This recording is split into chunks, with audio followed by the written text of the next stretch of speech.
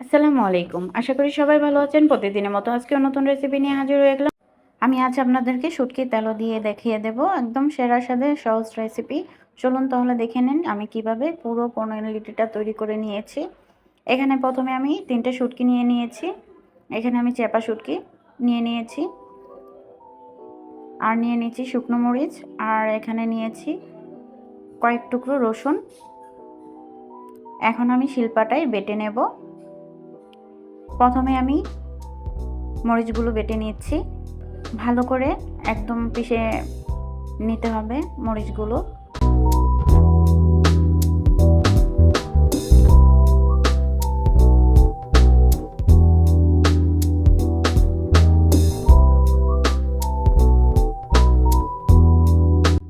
এখন দিয়ে দিচ্ছি স্বাদমতো লবণ, আর দিয়ে দিচ্ছি শুটকিটা আমি হালকা বেজে নিয়েছি।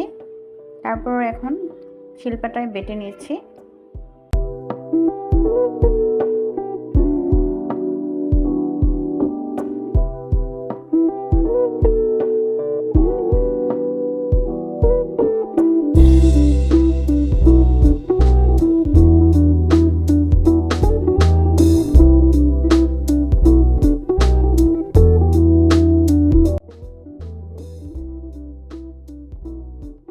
মিহিন করে শুটকিটা ভালো করে বেটে নিয়েছি। এখন আমি ভালো করে আবারও রিপিট হালকা করে বাটা দিয়ে নিচ্ছি।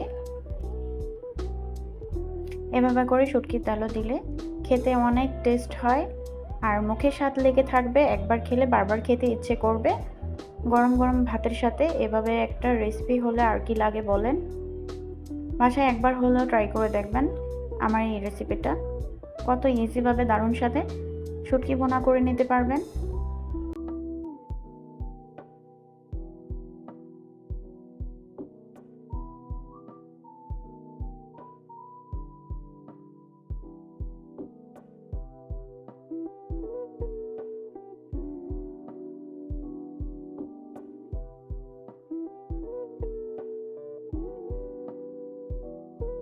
এখন আমি দিয়ে দিচ্ছি রসুন। আমি ভালো করে রসুনটা ছেঁচে নিচ্ছি। দেখতেই পাচ্ছেন আমি কিভাবে শুটকি শিলপাটায় পেষে নিলাম।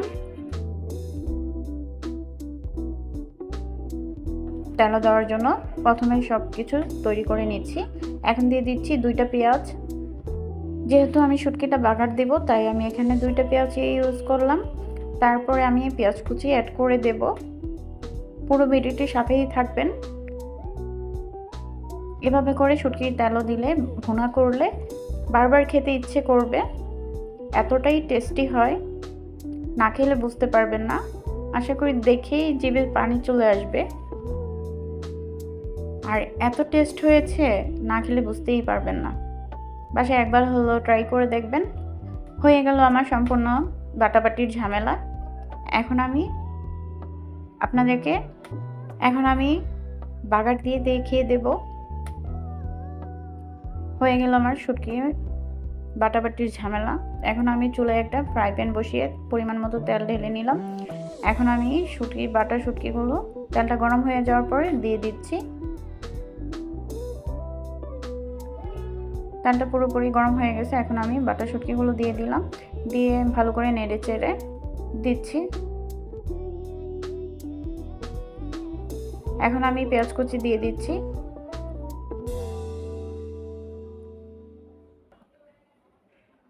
অল্প পরিমাণে হলুদ গুঁড়ো অ্যাড করে দিয়েছি, ওটা স্কিপ হয়েছে। আর অল্প একটু পানি দিয়ে ভালো করে কষিয়ে নেব। এভাবে করে একবার হলো ট্রাই করে দেখবেন কতটা টেস্টি হয় এই শুটকি বাগারটা।